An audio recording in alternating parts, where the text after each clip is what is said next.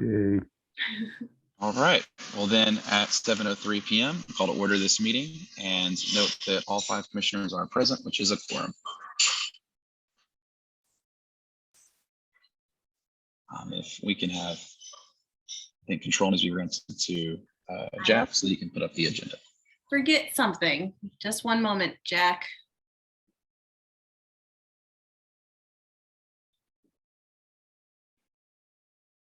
Okay, now you should be able to share the agenda.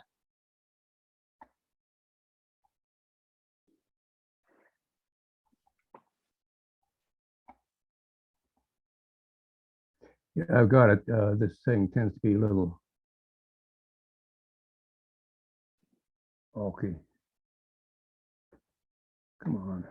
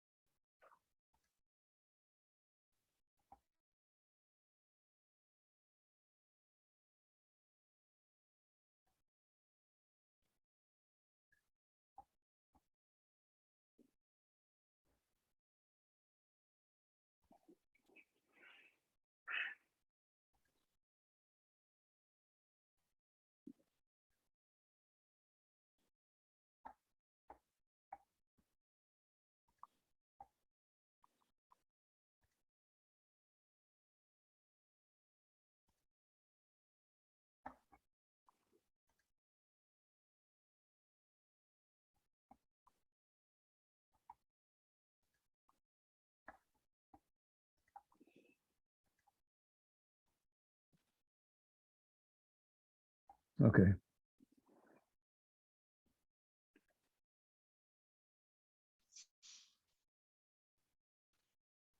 Have you all got that? We can see it now. Thank you. Yeah.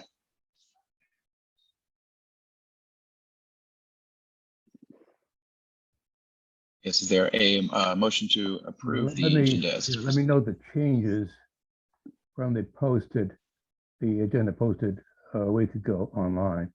Namely, I took off the Ingleside Terrace HPO because that's a consent item at the HPRB meeting.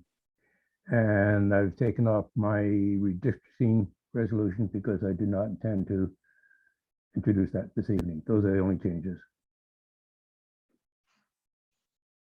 Duly noted. Is there a motion to approve the agenda? So moved. Is there a second? Seconded. All right, all those in favor? Aye. Aye. Aye. All right. We'll now move on to DC government announcements. We have a couple representatives with us this evening. I'll yield to Chelsea if she wants to explain how she'll promote folks. I believe in attendance we have Lieutenant Markowitz as well as a representative from MOLA this evening. Yes. Who should we start with in this instance? Or with MPD, as I think the MOLA presentation will be a longer one about budget and other matters. Okay, Lieutenant Markowitz, I'm going to promote you to panelist.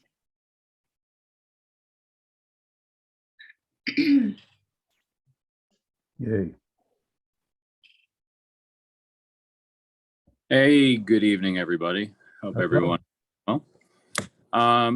The 3rd district overall, ANC 1D is doing pretty well in crime right now. 3rd district has been getting driven by, we're back to sort of property crime driving our numbers up. We had a change in command. Our new commander is Commander James Butler, who's making his rounds on a lot of the community groups and introducing himself. This happened, I want to say Thursday. So it's very early in the transition. The Columbia Heights engagement team has been doing a lot of work in Columbia Heights and in the surrounding areas. And they have been instrumental in recovering quite a bit of illegal firearms off the streets. So their work been very effective, and the I think the progress we're going to see in Columbia Heights as a whole is going to be, again, it's a long-term thing, but we're already seeing some benefits in the surrounding community by them being so engaged out there. We have discussed as managers some of the concerns that you all have reached out about the overtime officers or the officers deployed up in Mount Pleasant, as far as flashing lights. And I think most of the people have gotten the memo. So if that's not the case, always let me know and we can discuss with the officers that are out there. But Mount Pleasant is still on our deployment strategy. And other than that, I don't really have a whole lot else to update. All right. Anybody got questions for me? No is an acceptable answer. I don't have any. Cool. Yeah, I was glad to hear a follow up. My only would have been on the lights question, because I know I've talked to you out of band about a couple constituents that have mentioned that. But yeah, it sounds like we've gotten to the bottom of that. So I don't have any other specific pressing ones either. Cool. Yeah, I'm the night owl. Like if there's actually somebody out there with their lights on, I'll usually just go up and ask them to turn them off. And it's been pretty mellow, you know. Very good. Well, y'all know where to find me if you need anything along the way. Sure. Yeah, have a great night. Thanks, Lieutenant. Thank you, Lieutenant. Thank you. Yeah.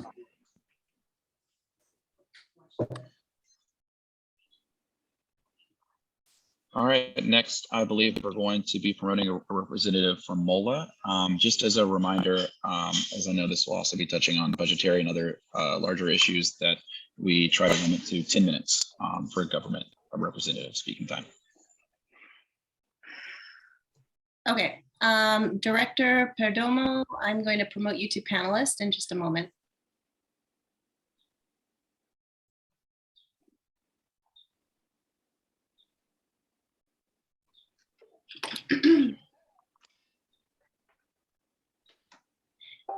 All right, there we go. Good evening, everyone, and thank you for having me here tonight. I'm still at the office, as you can see, so I'll be succinct and concise. My name is Eduardo Perdomo. I'm the director here at the Mayor's Office on Latino First. I'm the first self-identified Afro-Latino to ever lead this office in 45 years. So this is an indicator of Mayor Muriel Bowser's hiring and promoting policies. I've been here for 6 years and 8 years in DC and the United States. So been lucky enough to be able to work for the community that I live. And I'm a Ward 1 resident, so things that we're going to be talking about here matter to me as well. So I'm going to do a quick overview of what we call the Mayor Bowser's first shot budget for fiscal year 2023. And then I'm going to narrow down and go over the investments that we're planning to conduct in Ward 1 for fiscal year 2023. But before, I know probably some of you are familiar with the work that we do here.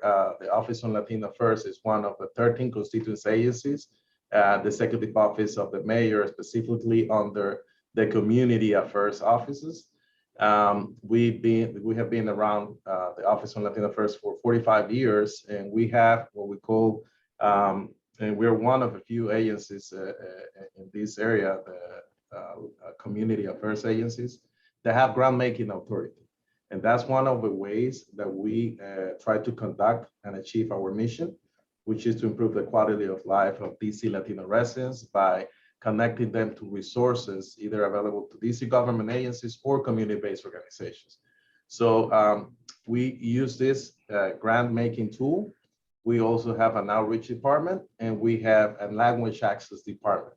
So what we're trying to do always is whatever information is vital for the community. And this is something that I want to like thank you, all of you, because this is the 4th meeting that I've been in ANC meetings, and I think this is the first one that I've heard starting the meeting by saying that Spanish interpretation services are available for our constituents. Thank you very much for that inclusionary step to bring people together and make a community that way.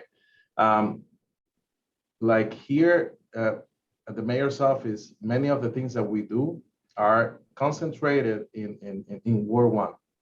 So we support through our grant making process organizations like long-standing organizations like Mary Center or La Clínica del Pueblo or a Latin American Youth Center or the Family Place or Barbara Chambers, which recently opened a center right there in Mount Pleasant Street and Irving.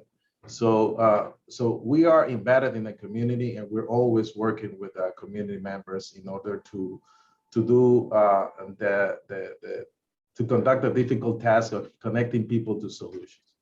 In this fiscal year, next fiscal year budget, Mayor Muriel Bowser is trying to listen to these residents, their concerns about public safety and affordability, about how can we better ensure that our residents have access to safe and dignified housing, and about how we can make our roads safer, and to continue to rethink how we use public space and commercial corridors.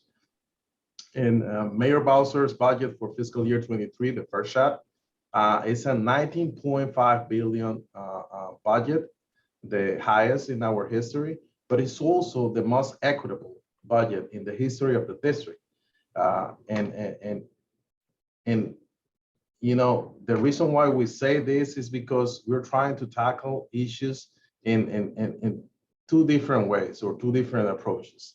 One, the first approach is to fund in short-term and immediate solutions to some of our greatest challenges around affordability and public safety. For example, we lay out a path to get MPD to 4,000 officers.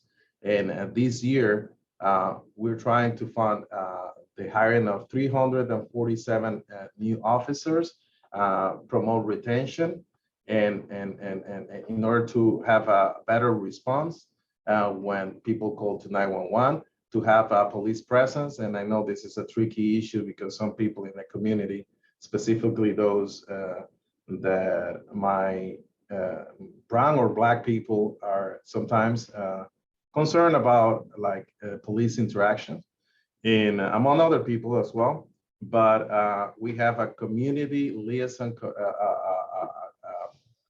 service, the Latino liaison. In our case, we work closely with MPD to build bridges among our constituents and MPD to you know, reduce or deactivate or diffuse the friction among community members and MPD. But the good thing is we're trying to hire more officers in this new budget for fiscal year 23 to ensure that most of our constituents, they feel safe, to feel you know, that we have a higher numbers of police officers in the streets, and that's something that has been happening specifically in Mount Pleasant. We have more police patrolling in the area, and biking, food, like hanging around. So some of our people feel safe when they see a police officer. The second way we're trying to make or implement the fiscal year 23 budget is by you know, tackling going beyond the medium and short term needs, by tackling and addressing some of the roots and concerns that are causing inequalities in the city. For instance, in this fiscal year, next fiscal year budget, we're going to have a $5.7 billion allocated towards health and human services. And so we can fund the programs that primarily serve Washingtonians who are disproportionately affected by disparities in health outcomes, wealth, and opportunity. And we were all able to see this at the beginning of the pandemic. We were able to, it was easy to notice that some people were better off than others, and it exacerbated some of the inequalities that we have in our society. And in terms of like access to vaccine or testing, or just knowing about what was happening around. And here, one of the things that we did at the Mayor's Office on Latino First, and specifically in Ward 1, and we were working in Mount Pleasant and also in Columbia Heights, Sacred Heart Church.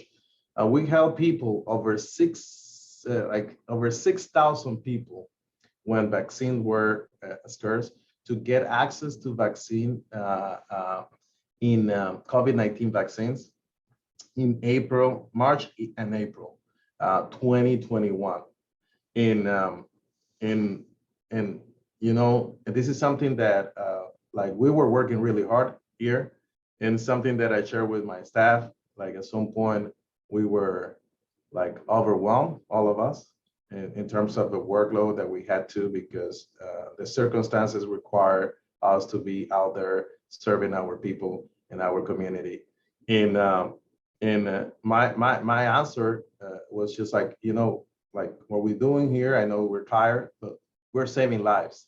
So we were happy to be able to be part of this, that process in fiscal year 21 and 22. And now in fiscal year 23, the mayor also wants to do more in terms of like reducing the gaps. And one way to do it, the gap among constituents, like, you know, the inequalities in the city. And one way to do this, I think that like it's through the Housing Production Trust Fund. The mayor is going to has proposed $500 million for the Housing Production Trust Fund to enable us to produce thousands of new affordable homes. And in addition to that, the mayor is proposing a $40 million package in the legacy initiatives, so we can help more Black and Brown residents who right now are wondering whether they need to move out of DC, or like looking for ways to find like to be able to pay the rent, or, you know, to one way to enable them to build wealth is by home ownership. So we're trying to work in that regard. And then also we have a $2.2 billion in education. And part of the money also we're going to allocate, the mayor is trying to allocate money for resources towards like childcare to level the field in early life. We're gonna have like $68 million to add 500 infant and toddler seats in our DCPS portfolio. And we're also gonna have like $13.5 million for expanding recreations, recreation and starting this summer, and other $60 million to build a new indoor sports complex at the on the RFK. But going to the investments in Ward 1 specifically, we have over, let me see, we have $27 million to continue work at Park Morton, and $25 million for Bruce Monroe. And investment in educations and communities, we have $99 million for the renovation of Tappan Elementary School, $110 million for Center City Middle School at the old Banneker High School, $64 million for the renovation of the Adams Education Campus, $12 million for the renovation of Parkview Recreation Center, $21 million for the renovation of the Rita Bride Family and Youth Center. And then in transportation and environment, we have, the mayor has allocated $23.5 million, or is proposing to allocate $23.5 million to continue historic investment in bringing Ward 1 streets into a state of good repair. $140 million to rehabilitate, reconstruct, and maintain sidewalks citywide. Also, we have $12 million for the reconstruction of U Street Northwest between 14th Street and 18th Street to make the corridor safer and more inviting for pedestrians and bicyclists. And this is something that I know probably some of you have been part over the last few years, and a specific investment that I know is going to bring joy and it's going to bring like help to build community. And the mayor has proposed to allocate $500,000 for the Amigos Park in right there in Mount Pleasant, and by 7-Eleven. So the goal is to provide these funds to DPR, who is going to be working with my office, and to be able to conduct some improvements of the park, and second, to organize throughout the next fiscal year some of the programmatic activities to provide direct services to anyone spending time around the area, specifically right there in what will be Amigos Park next year. And this is an effort, a community effort, and this is an example of the ability of the mayor of listening and responding to the community demands, and to addressing the needs of our constituents. So with that, I open the floor for questions. So if you have, I make myself available for that. And just invite you, if you are able to, we are going to be having a series of activities around the area. One way that we're trying to bring community together is through culture. And we're going to be having tomorrow one of our events that we call Voices of the Americas, which is a series of movies spoken in Native American language from the Americas. And you're all invited. It's free. It's going to be here at the Rift Center tomorrow at, I believe, 7 p.m. So you're welcome to stop by. We're going to have other events in the future. We'll have more than happy to share this information with you and the group. So you invite the members of our community to participate in this event. Thank you very much for your time.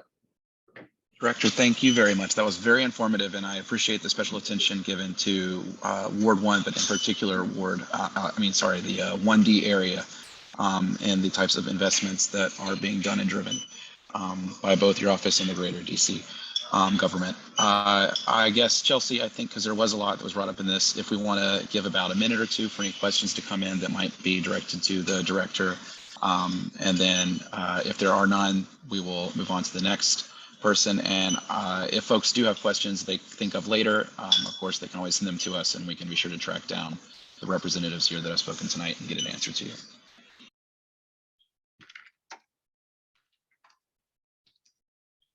And again, if you have any questions, if any attendees have questions, you can type them in the Q&A function, or send them to us in the chat. That would be the easiest way for us to take questions in this particular segment. Can you guys hear me?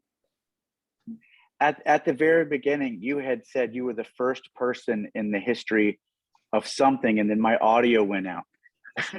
Could you repeat to me your My achievement. accolade? So this is something that I like to share because like here, the biggest diaspora of Latinos is Salvadorian, and it's like one of our the engine in the community, generally speaking. The Salvadorans are in every single area of the economic development and cultural development of the city. But we sometimes forget about that we Latinos are a diverse group of people with different backgrounds, right? Of So, course. so I'm myself Afro-Latino. I'm from the Caribbean. Oh, yeah. I'm the first self-identified Afro-Latino. I've Okay. never leave the office in 45 years. And it's important even more these times of where racial disparities and acknowledgement of these disparities. It's a step of Yeah, of acknowledging course. these things, and it's recognition from the mayor of understanding that, which is a very hard to do because, as I said, the Salvadorian community and other members of the community are really, really Sure. embedded, in the whole process in the city. So it's a good thing. I feel privileged because I moved here, to the States 8 years ago, and I've been working here for the city 6 years of my life. So I'm a Mount Pleasant resident as well, a neighbor. So you probably see me around. Yeah, I was gonna say. So, which one of us are your commissioner? I'm right there on the border of Spring Road and 16th Street. Ooh, that's probably our next subject. Well, with that, Thank you. thank you very much, Director. Again, it doesn't look like I see any additional questions, but just a reminder to folks, if you have questions later and you send them to us, we will be sure to track down the representatives here and get you an answer.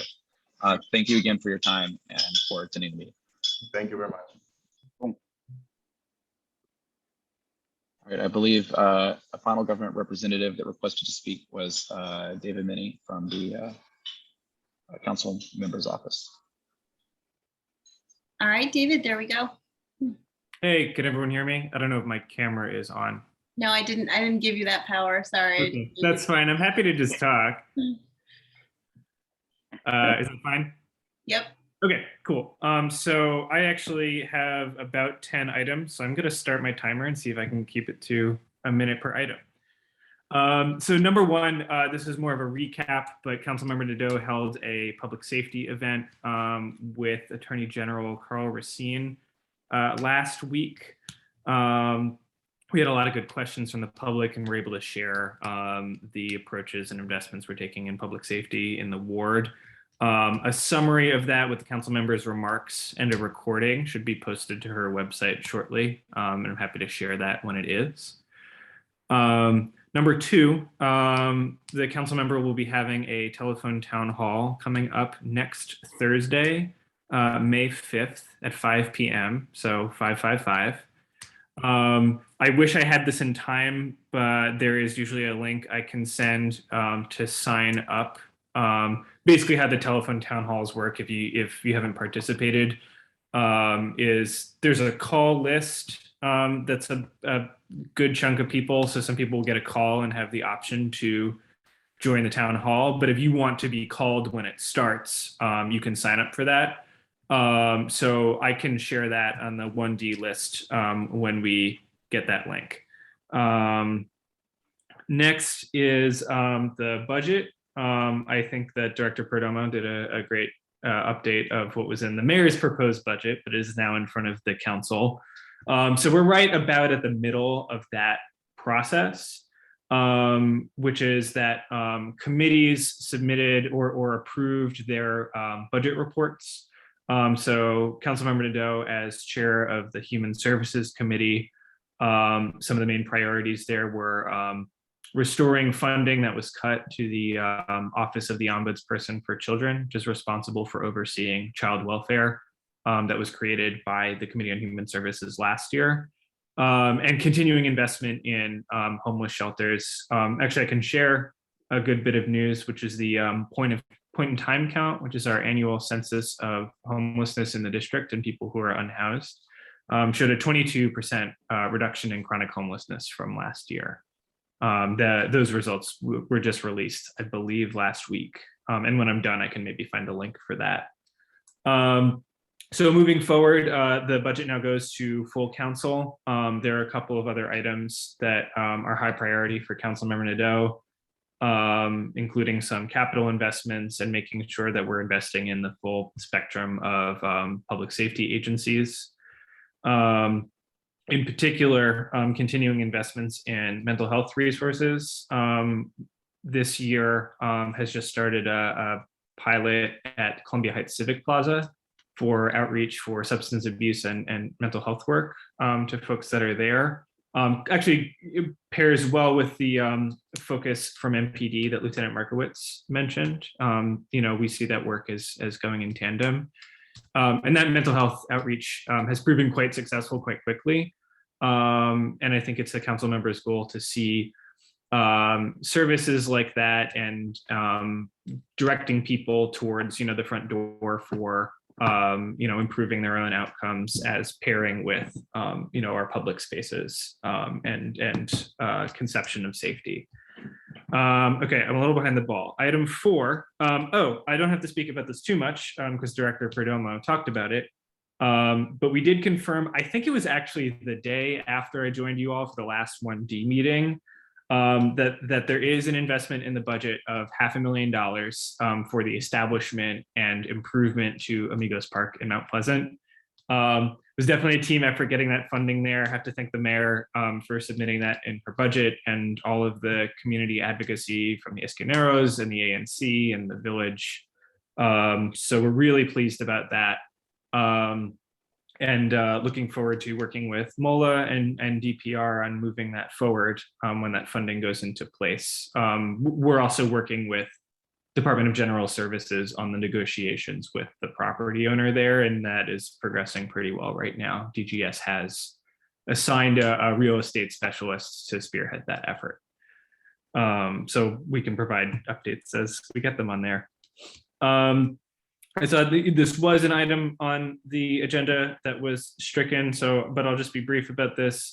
Council is wrapping up its redistricting process for ANCs and SMDs.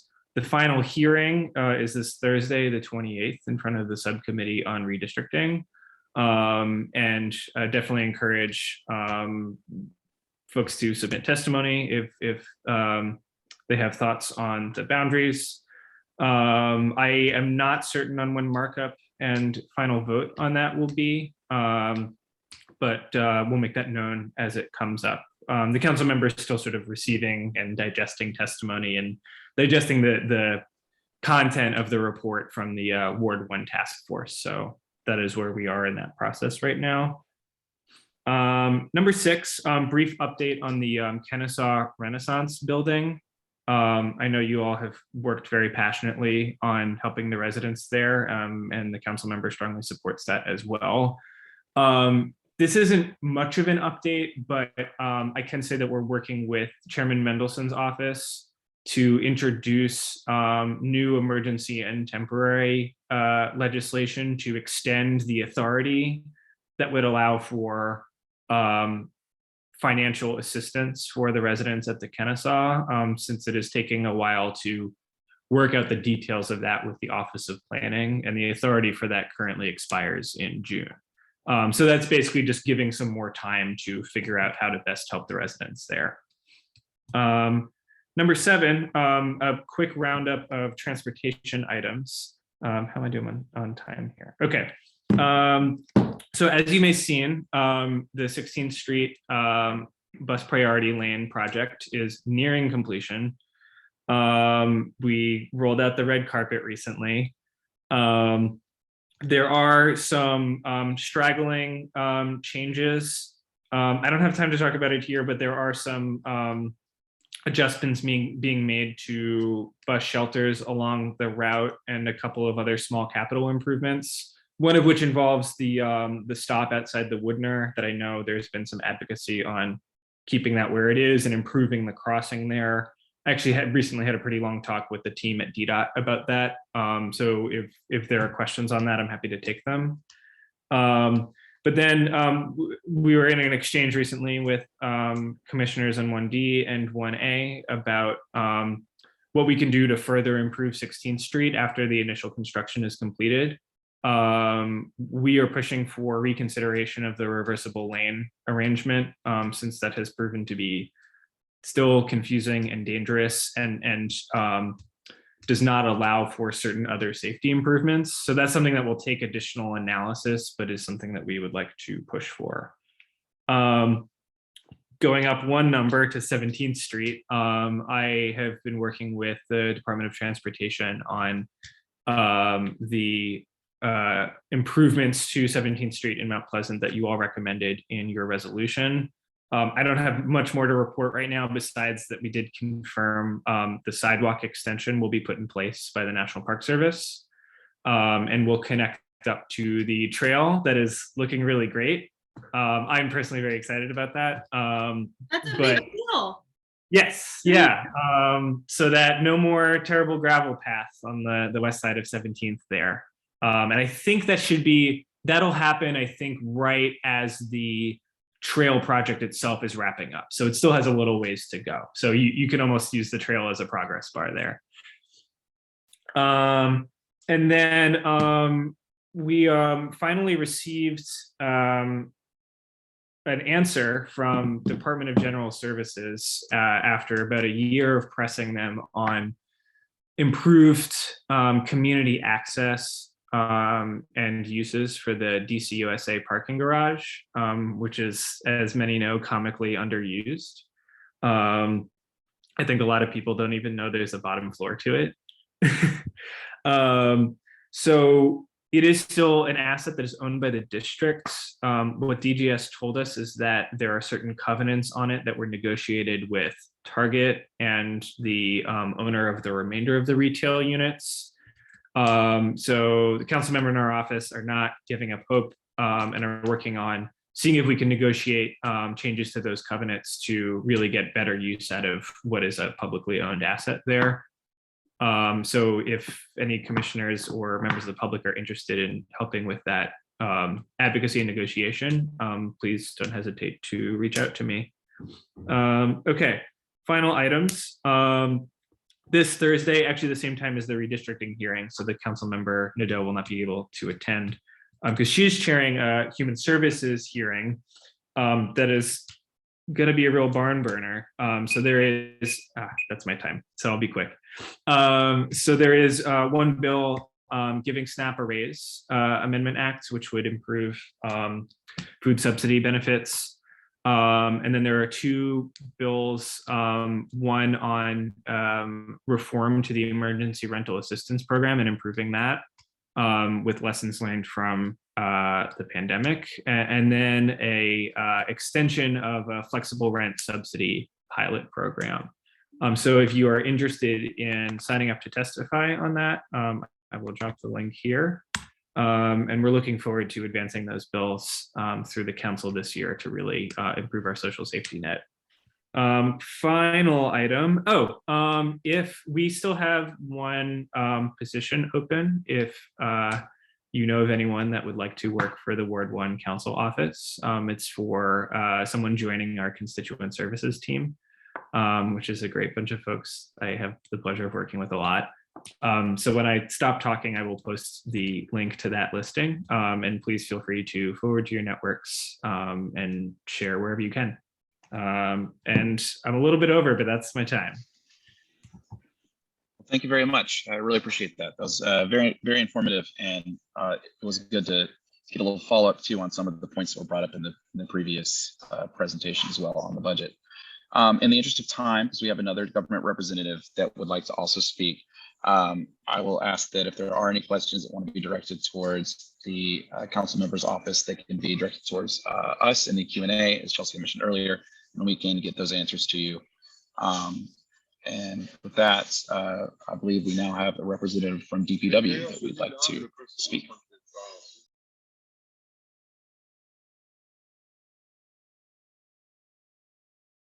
Justin, you should now be able to unmute yourself. Okay. Good evening. Can you hear me? Okay. Yes, my name is Justin Ingea. I'm with the Department of Public Works. I'm an inspector in your area. And the issues I notice are like containers left in the alleys and sidewalks. Also, illegal dumping. People just bring their bulky items like in the rear or front or side of the properties. Also, people leave some bags of leaves and yard waste. They expect them to be collected with their trash, but I think there is a special arrangement for that. And I also noticed we have a lot of residents who mix trash inside the recycling containers. So when that happens, the recycling crew will realize that this is trash and they will not pick it up, and the trash crew will not know that that's trash. So those containers will be left in the alley and people will start complaining. We still have some Christmas trees. You know, people are still bringing some Christmas trees out at this moment. So those are the only things I wanted to share with you. Any question? Well, Justin, I appreciate you coming to speak on behalf of the Department of Public Works. I think if folks do have questions, again, in the interest of time, we'll have them filter through us, and we will be sure to reach out to you and get your answers to them. Yes. But again, thank you very much for attending. I do. And- I oh, have we one have a question question. from Jason.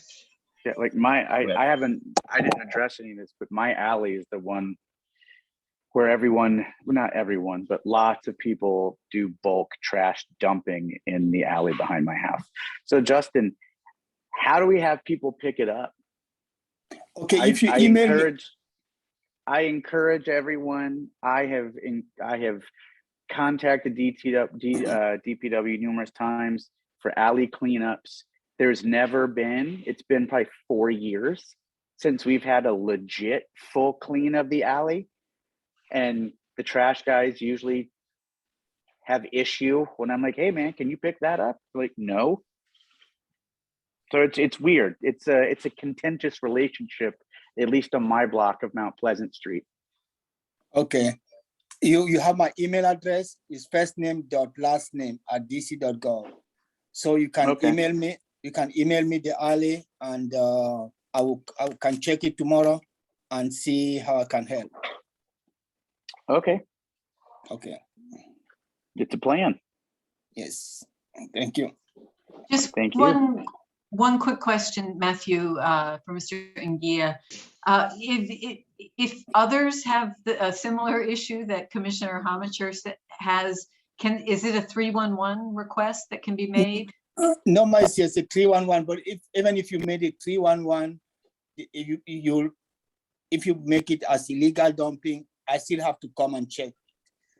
So, right, but it will reach you if it comes through 311. It will be directed to your office, correct? Yes. If you place it as illegal dumping, yes, it will. Okay, perfect. Thank you. Welcome. Excellent. All right, well, thank you very much. I believe with that, that concludes the government representatives that have come here to speak today. Now, if Jack can put the agenda back up, I've actually forgotten what comes next on the agenda. Public discussion is next. We can open the floor to public discussion. We remind folks to try to limit your time to 5 minutes of speaking. And if there, of course, are any additional questions that you have following this time, we can try to get those answers to you if you have additional questions in the chat. I think Arturo, I saw that hand go up first. So Arturo, you should be able to unmute yourself now.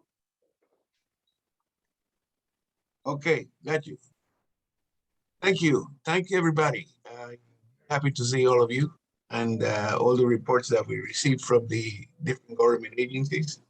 And I have to say that I'm been working with the Amigos Park Coalition, which is being formed, is working on a number of projects and so forth in the community. And so moving forward, a lot of things that are important. Our goal is to make more of the members of our community participate in projects that we have in our community. So Amigos Park is one of the projects that we've been working for many years now. And I'm glad that it's coming to some resolution with the city. We're going to be able to develop that corner there, make it very beautiful for everybody. And but that whole process started with the workers that stand up in those corners, and they're the ones who actually decided years ago that they wanted to do this event. Now we're happy that the mayors put money into the budget to see if we get this part done, which is very needed, and so of course we can change the whole area there. So it's going to be very interesting. We have different people working on this. We had an architect who designed the whole thing for us, the whole park. We're going to get together with other architects and people in the community who want to participate in redesigning this park. As soon as we can get that group together, we're going to come up with the estimate, and the design of the new design of the park and so forth. This is going to be, for us, is a very important thing for our community. We're happy to have this park done for very soon. But we're happy. We are proposing an event the 11th of June. It's a block party there to show more about what's been going on with the park, what's happening in our community. So we are going to have an event, a block party, and we're working on getting all the requirements for closing down Kenyon Street from Mount Pleasant to 17th Street. And, so we're working with the city to make sure that we do that and so forth, and get all the papers and everything that is needed.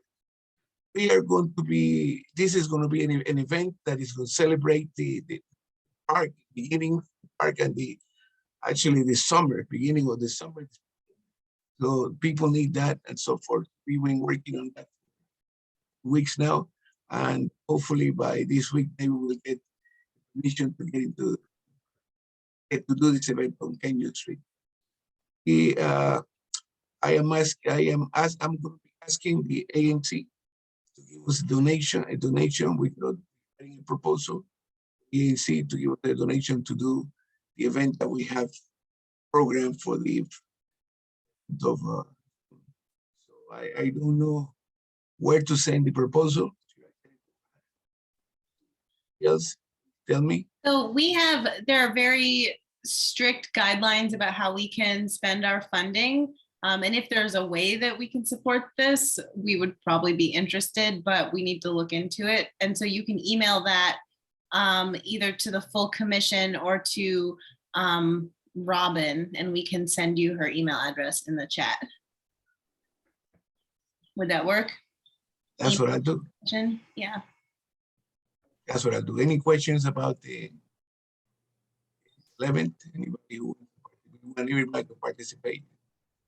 No, I think as Chelsea said, Arturo, it'd be best if you send us all the details. I've just taken over the treasurer role, but having been on the commission for years before this, as Chelsea said, we're very constrained by what we can provide funding to. So send us all the details you possibly can. If I've got additional questions, I'll get back to you, and then we can let you know. Okay. Thank you. Thank you. Just as a point of information, if we can't assist financially, there are other ways. For instance, when we supported for, there was a block party put on by representatives of the Salvadoran community here and requested help with asking DDOT to approve of certain street closures and things. So if there are government agencies that need to be consulted for part of this proposed block party that you had discussed for Amigos Park, then perhaps there's ways we can help with contacting the right government agencies and getting the right permitting done. Okay, thank you very much. Thank you. Thank you. Okay, John, I've now given you a microphone. All right, would it be possible to share my screen out to present? If it's not, that's okay. I don't know whether that's possible. Generally, we discourage. Okay. I mean, you are a former commissioner, and perhaps have something. Perhaps if you begin on the topic and then we feel that there is a strong enough case for it, then we can warrant a special exemption to the rules. Absolutely. Well, I wanted to just speak tonight about, first, I'm glad to hear about the MPD squad car thing. That's great.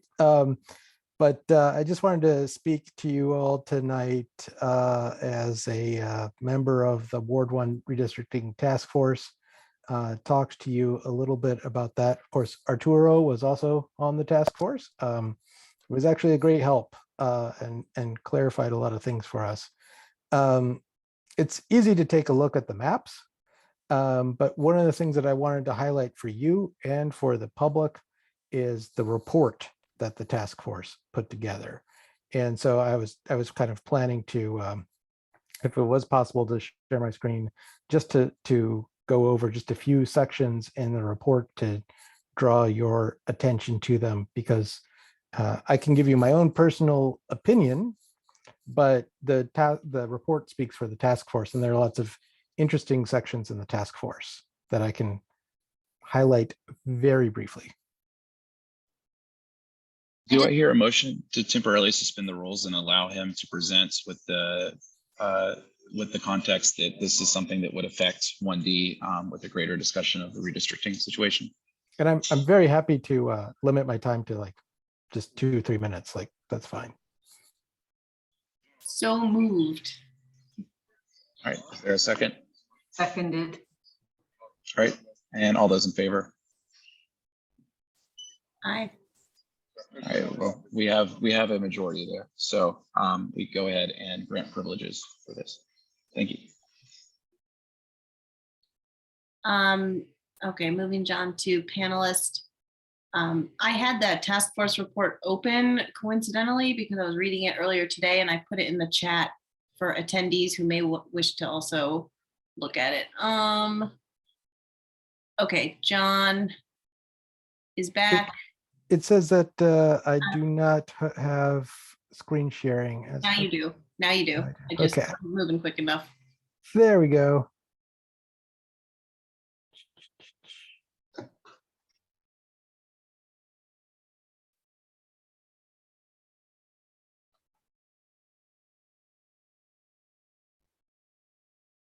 Okay, give me 1 second here.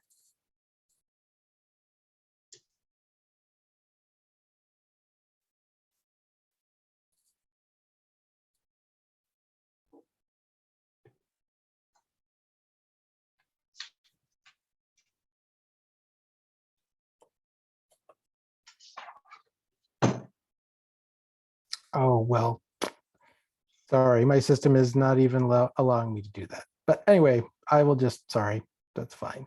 I will just, Well, you can refer us to, because the link has been shared, if you want to refer us to certain pages in the report. yes, I will do that. So the first thing is that at a high level, and a big change for Ward 1, the task force recommended to the council that Ward 1 be represented by 5 ANCs.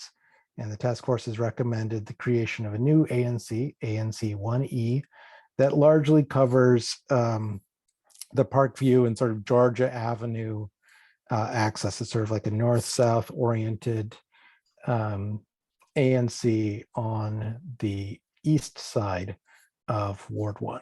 So Ward 1's boundaries didn't change, but we had enough population growth that everyone on the task force was pretty sure that we needed to have more than 4 ANCs, and there was really kind of a question of whether we should go to 6.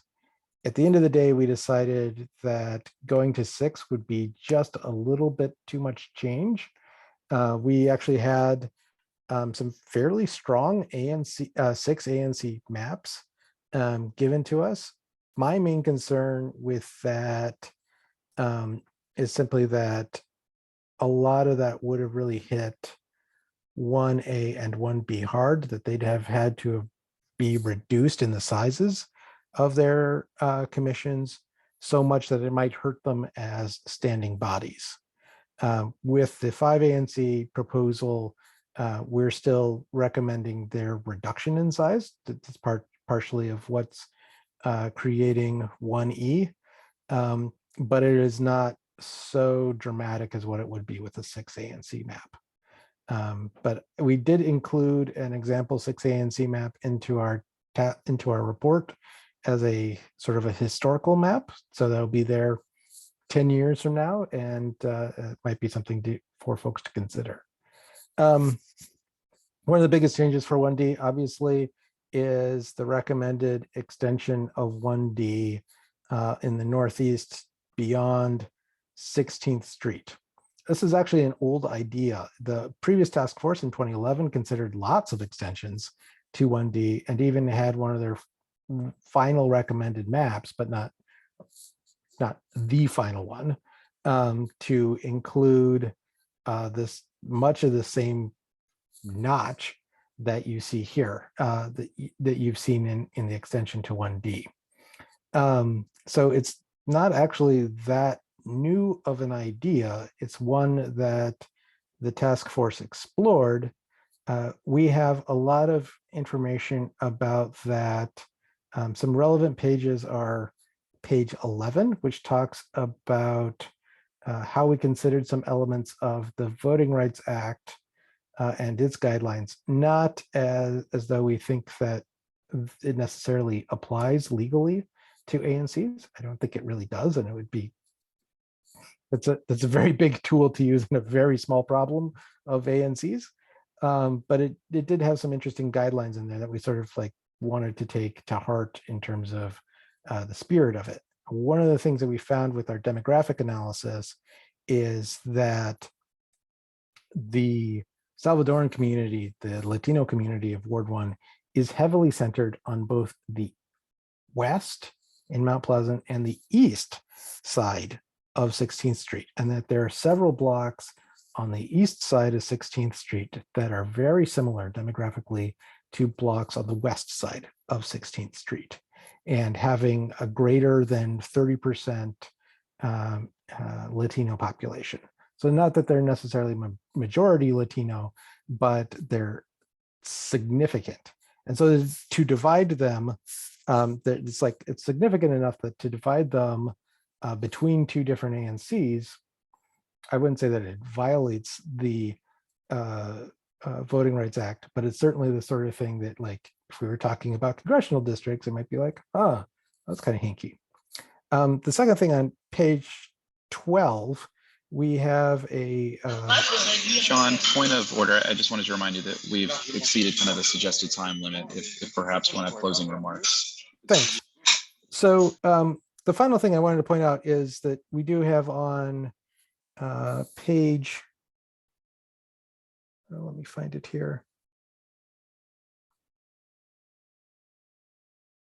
I think it's 24. Yes, on page 24 of the report, we do have like a significant write-up about the inclusion of the notch. And we had a lot of public comment. It wasn't an outreach to the public, and it wasn't very easy. But we did have like the former executive director of MLove said that she texted like 100, like several dozen Latino residents that she knew who are all in favor. Arturo was in favor. We had a professor of sociology and ethnography who lives in the neighborhood who said she made a very strong prediction. She said that she wasn't both in favor of it and that the Latino community would be in favor of it, and that if we heard opposition from it, it would likely be from residents on the western side of Mount Pleasant. And that actually turned out to be true. Where we heard opposing comments were from western Mount Pleasant residents. I think if you live on the northeast side of Mount Pleasant right now, extending the notch is fairly reasonable and seems to make a lot of sense. And that's ultimately why I decided to vote for it and support it. But I do want to highlight that report to you folks, and hopefully maybe the ANC could even put it on its website or send it out to people, because I think the report does a very good job of representing a lot of the nuance and conversation and detail about this. in far more detail than what just like a map shows, right? And I think it's an David Meany actually wrote a lot of the initial report, and then it was approved by the task force. And I think it does an excellent job of it's just an excellently written report, and it's really worthy of consideration. So thank you.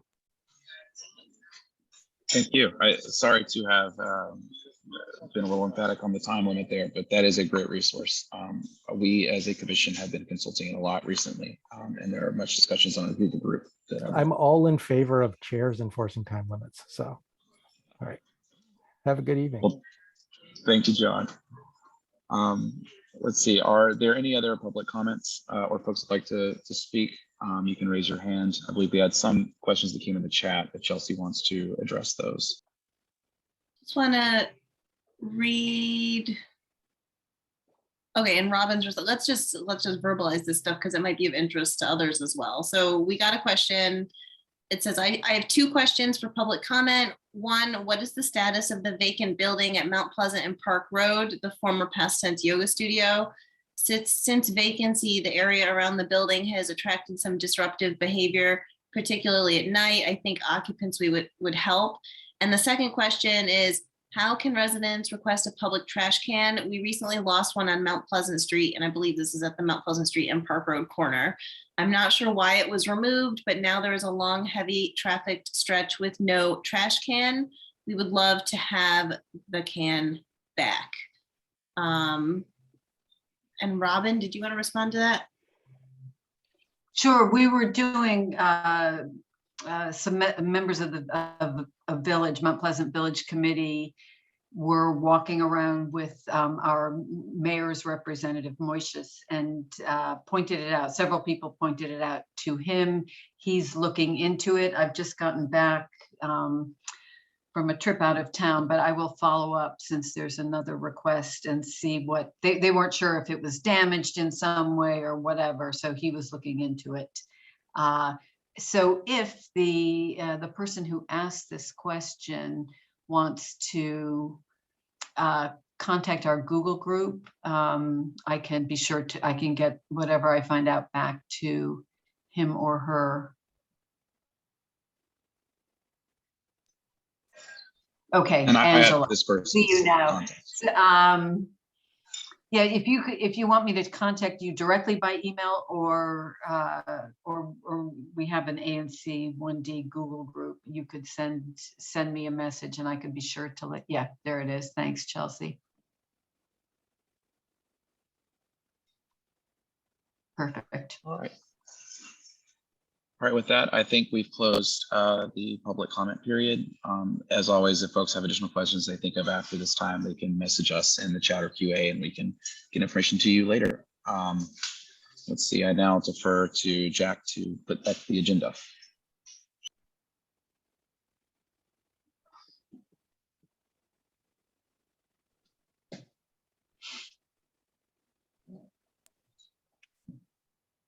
All right, we move on to the secretary's report.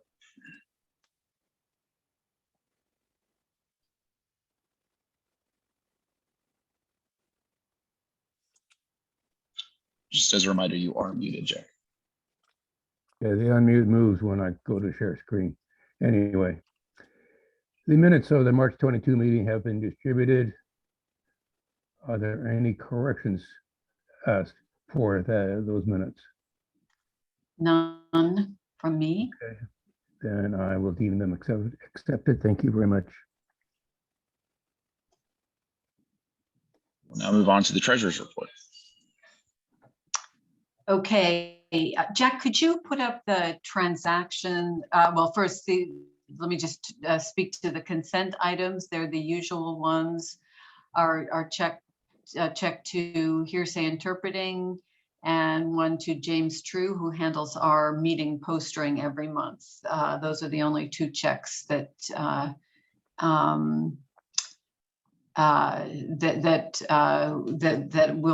be writing after this. So the large item is approval of the QFR, the quarterly financial report for the second quarter.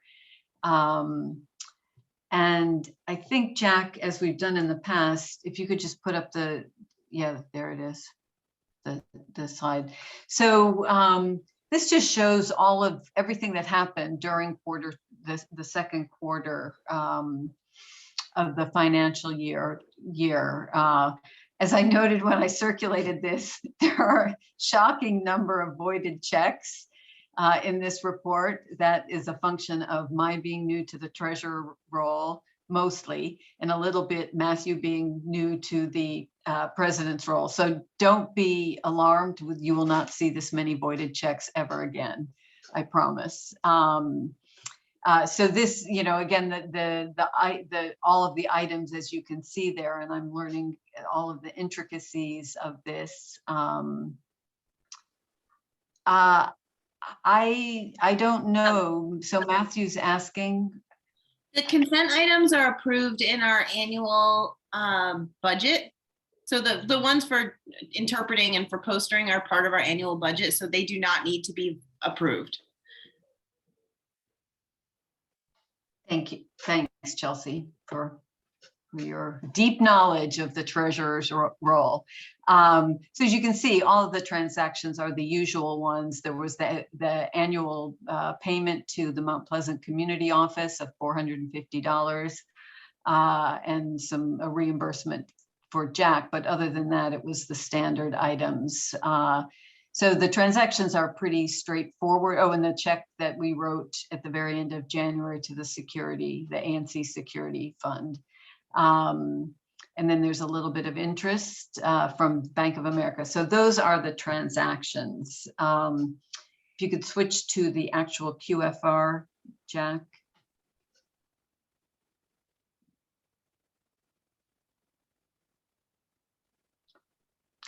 So I able to zoom in a little bit, Jack. Are you able to do that? Like,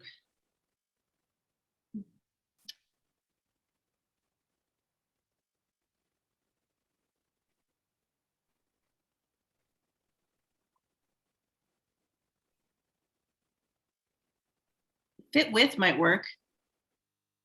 No, That would fit height, I think.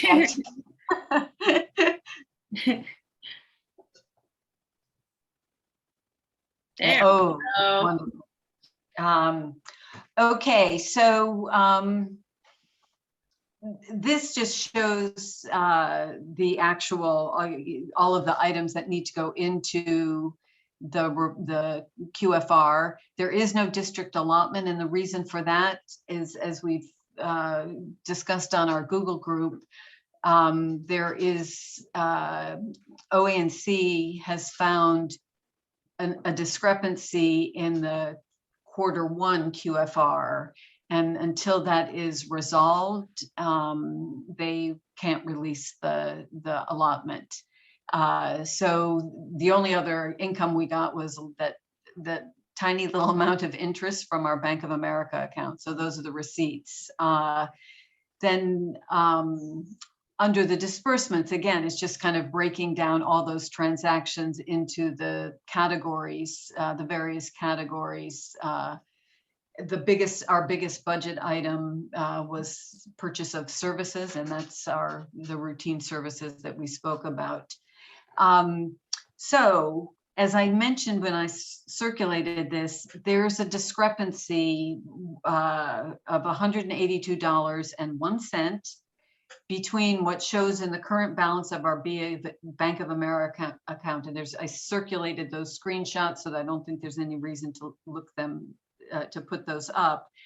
And what shows as the Q2 QFR balance of $40,818.85. As I also said, but just to reiterate it for the purposes of the meeting as a whole, there is a column in the OANC workbook called reconciled or recon balance, in addition to the balance, which shows here. And that amount is exactly the same amount as the B of A balance without that discrepancy of 182.01. So I've talked to Chelsea about this, since she did this role for a whole lot longer than I have so far. it appears that whatever is causing the discrepancy in the Q1 QFR is now kind of percolating through to this QFR. And I discussed it with all of you, and it seemed that the best thing to do, given that in the past, many of these discrepancies that have come up have been owing to something going on in the background of the workbook. So until I haven't had a chance to go through this, because I think it's going to be a fairly painstaking back and forth with OANC, but until I can do that, I think it makes sense for us to approve tonight, with the understanding that if, as a result of my conversations with OANC, we find out that the error was in fact on our side in either the Q1 QFR or the Q2 QFR or both of them, then we'll have to just do an amended QFR as we've done in the past and approve that at our May meeting. But I do have a little bit, I think because the balance, the corrected balance is identical to the B of A balance, I think there's a good chance we are in the right. So that would be my proposal. I'm happy to take any questions you have on either of the documents that I posted before we move to approve the QFR. I will move approval of this QFR as it stands. Second. Second. All right, all those in favor? No Aye. conversation? Okay. Now we're good. We go with the bank. But I will just note, I'll just affirm everything Robin said. This is in all likelihood a workbook error that is not our fault. And we'll just require back and forth with OANC to figure out what's going on. Okay. I will say one thing, because we've had such an excellent treasurer in Chelsea. There's a little trepidatious about taking on this role, but there is something very nerdy about trying to sort this whole thing out and, you know, so I'm actually liking the treasurer's role so far. Excellent. All right, well, now we'll move on to our new business for the evening, which I believe is my resolution for my SMD. Yes. Matthew, you have to speak up a little bit, please. Oh, sorry, just saying we're moving on to the purple patch resolution. If you can put that up on the screen for me there, Jack. Okay.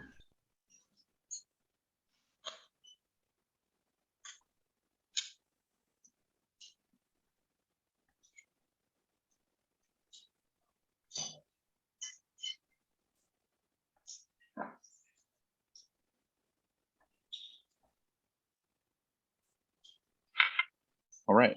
Resolved that ANC 1D advises the Alcoholic Beverage Regulation Administration to approve the renewal of the Class C restaurant license for Purple Patch LLC, licensee Abra 098-066, trading as Purple Patch, located at 3155 Mount Pleasant Street Northwest. Second Is there motion. a second? All right.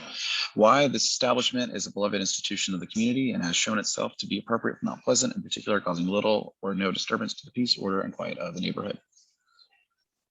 All right. Any comments or questions? I move approval. All right, I second that. All those in favor? Aye. All right, let the record show unanimous. Okay, with that, I believe I can call this meeting a close at 8:17 p.m.